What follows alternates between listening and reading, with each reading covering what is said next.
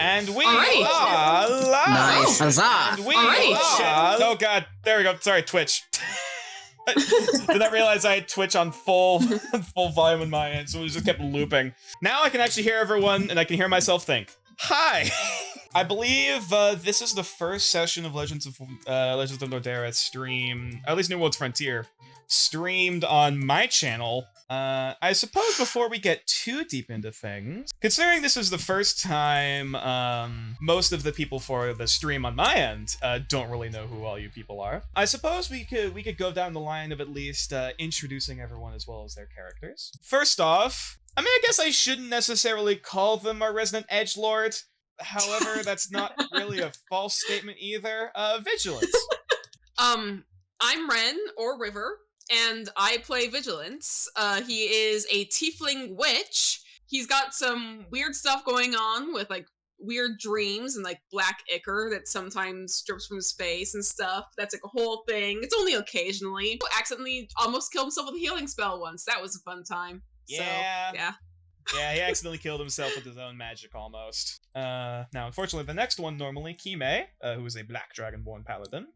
Unfortunately, Golfi was not available to make it for this session, unfortunately for our first debut, but it's fine. So then moving right along to the next one. One of the other veterans of this particular group, who's kind of become the leader, I guess, but not really, Volka, being played by Peen, if you'd like to describe yourself as well as your character. Hello, I am Lauren. As far as Volka is an orc druid. She is, I don't know, she's a vibe. She originally didn't like to talk too much, I don't think, and she wasn't, like, super involved in everything. And then recently the plot has started to focus more on, like, orc problems, and so she was like, shit, now I have to be an adult. But she's not very good at being a druid yet, but, you know, it takes time, I suppose. But yeah, she's kind of been thrust in charge, at least in this moment. She's fun to play, though. I like her. Next up, we have some of the newer kids on the block, at least in terms of this party. Not necessarily the D&D, but nonetheless. Ogilvy, if you'd like to describe yourself as well as your character. Yeah, my name's Taiga. This is my first time doing a public D&D, but it's not my first time actually playing D&D. The character himself is new, however, he is heavily and lovingly inspired by a character from Julia Lepetite in another show, so I don't want anyone thinking I'm copying. But Ogilvy himself is a swashbuckling pirate with kleptomania. Indeed. They are a Noctura rogue. Noctura are all intents and purposes the owl folk. Next up, and last but certainly not least, we have Nari. Hi, I'm Artemis, Feishi pronouns. I am playing Nari, the Spores druid. Mm-hmm. Very chill, don't hug her, you'll die. Don't know what else to say about her, really. Very Chills poisonous. in water most of the time. Mm-hmm. She is very much Frog. That is all that this really need to know. Yeah, they're a Grung druids, which so far has been quite interesting. I believe the first Grung we've ever actually had as a PC. That's everyone's character introductions out of the way. I realize this is a bit of a big ask. However, what does everyone recall occurred last session that they feel is important to note? So I think they joined because we have established a Adventurers Guild in Oak Beacon, and so they were like, hey, I need a job just like the rest of us around the time of when we were building the place. What I have for most recent notes is that a separate branch of the NASA stuff had killed members of an orc tribe in the area, and we specifically did not want to do that because we were like, okay, please be our friends, especially since one of us is goddamn orc. So there was an orc kid who came in the middle of the night who was like, hey, yo, my dad's kind of crazy, please fix. Oh, shit, okay, fine. And it wasn't his dad, but he was a kid. He was a kid as part of the tribe. He was a kid. Okay, sorry. Yeah, the chieftain does not have any children. Oh, yeah, because that's part of his problem, is because nobody wants to marry someone whose mom is stuck in his head. And also if he dies, without any kids. Yeah. But yeah, we meet this orc chief, and apparently when his mom died, I think she cursed him so that when he sees any like elven guy, Yeah. he That's just what like he in his armor immediately, looks like. yeah, he just like immediately goes after them like without control of himself because like that's the curse. So he's gotten himself into a lot of trouble. You guys are the Adventurers Guild. You can fix this, and then now we're roped into it and there's no other choice.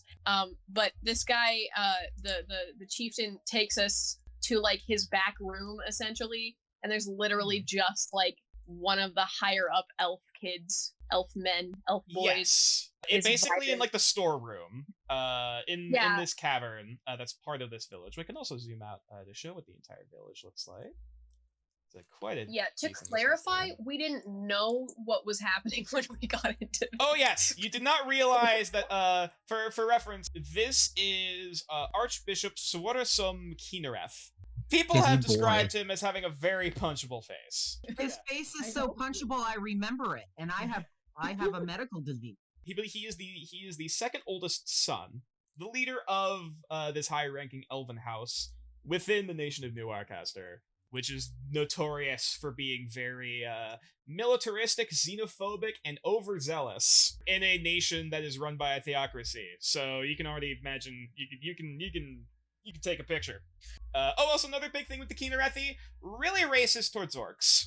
You can imagine their whole dynamic being held hostage and captured by an orc tribe. So, as the shaman is taking your way through these somewhat dimly lit caverns, periodically being lit by bright bonfire light, you're taken past what looks like a makeshift kind of prep area for like either food, and off on like a side cavern, you can see various pots, crates, like wire meshes of like wrapped things in cages and all sorts of various things, just filled with a variety of different supplies. And in the very middle of this whole storage area, you can see on the ground, like he's on the ground on his knees, rope, hands basically tied behind his back with rope. His hat has since basically fallen off his head and is kind of like couple inches from like his sides, still kind of in the cage, but like kind of like half sticking out. It looks like his glasses are also like one of the lenses is like cracked a bit in the middle, but he can at least still see through them. As he's trying to move to get out of these restraints before he sees first and foremost Volka, and seems like kind of cocks his head a bit, not recognizing the face, before he sees four other people technically coming close behind. He looks up with a bit of a we'll say a relieved smile. Oh, thank the heavens and Kalian above, my saviors have arrived. I'm surprised it took you folks so long to actually find me. But beggars can't be choosers. So, to whom do I owe the pleasure of getting me out of this blasted dank cave? Volka has to like take in a deep breath and be like, oh fuck, this is not what I wanted or needed today. Excuse me, miss, got your tongue? I'm talking to the adventurers here. If you could get out of the way. Oh, She's Volka's one of like- us. Yeah, no, My I'm apologies, then. part of the group. Then my apologies. Greetings. To whom do I owe the pleasure of speaking to them? My name is Volka, and yours? I am Archbishop Swarasum Kinereth. Does Volka know beforehand who this was by looking at him? You do immediately recognize the name. Of course, on the Okay, various missing yeah. posters and whatnot basically about him, and like the reward for his discovery. Also, at this point, the shaman, like just kind of looking back and forth between you guys, is kind of like awkwardly sidesteps out of the way and is like going back towards like tending to the fire. I presume my father has been plastering missing posters all across the damn continent at this point. Volka would look at the group and be like, should we tell this guy about the curse? Or is that like too personal of information to tell? I don't think he'd care, but I also think that diplomacy could be reached instead of, because if we let this guy go, he could just send people out to kill the whole tribe of orcs. And like, we don't want that, do we? No, we don't. I presume you're saying this out of earshot of Sorsum. Okay. Yeah. Yeah, you just kind of like move a bit like further away, like, excuse us for a moment. If we use this guy, if we side with the orcs and we use this guy as ransom, they'll just kill the orcs and take the guy because they already have a lot of power over the land. You know? The Kinarethi do have very heavy ties with the military, so that is a possibility. Yeah. You know that the Kinarethi are pretty big name in New Arcaster, and they have some power behind them. Initially, there was doubt. Now it's kind of gone up to confidence, like, oh, people are here to save me. But then at the mention of all the different things of not necessarily being saved, that's when it's starting to go down a little bit into fear. Kind of realizing the shit he's in. Yeah. All right, so what are you guys doing? I think we should tell Ukedam what has happened. Okay. I'm all of you guys walk back in to see Ukedam. He has since, basically kind of uncurled a bit from his position. We wanted him to see that he was wrong, and he couldn't handle that very well. It doesn't seem that he has realized what he has done to your tribe, but he definitely doesn't seem to really like his family right now. So, can you go over again what the ritual would entail? The plan is that the shamans are going to conduct a ritual to draw Ukedam's mom, the Shigera's spirit, out of his body to basically haunt the ritual room, haunt the area. And then from that point, it'll basically be up to you guys, as they're doing the ritual, to basically cause her to manifest in some way. And then from there, you have two options. Either A, fight her until she is quote-unquote killed and her spirit is dispersed. Or, presumably having Sorsum doing something to try to help Appease her? Yeah, appease her. Thank you, that's the word. Do we have any idea of how we're gonna convince her to appear? So I have the salt, right?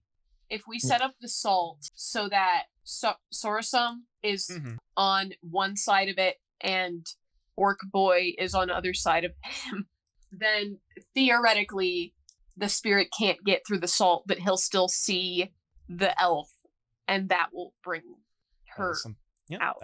That is something you could certainly try. Yeah. I guess I'll just say for the sake of this, are we fast forwarding basically to midnight for the ritual? I got nothing. As midnight comes and basically all of you guys are either woken up again or, you guys are still awake, just kind of waiting. The shamans come in to Ukedam, which they basically give him a bowl of some kind of liquid, which he then basically goes to drink. And after he takes it, he starts to slowly kind of start drooping forward before he can tell he is asleep. He is unconscious. They're using a shamanistic totem, specifically a sympathetic totem.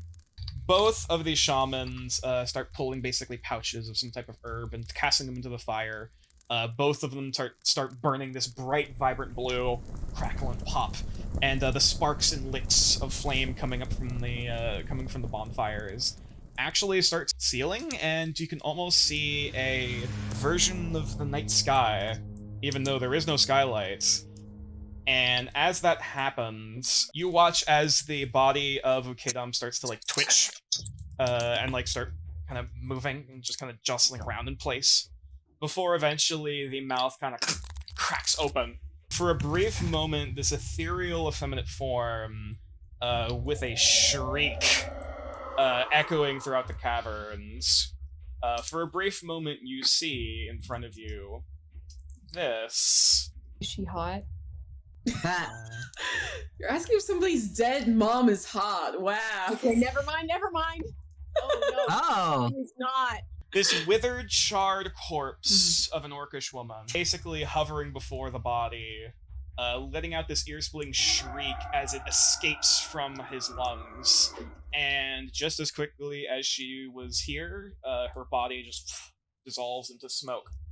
And as clouds almost start to form over the night sky, as that occurs, and all of you are left hesitant at what is to come ahead, that's where we're going to end the session for the night.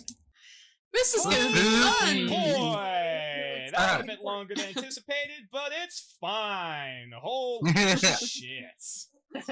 Kinda glad Kime wasn't here because we would have just ran into this, I feel like.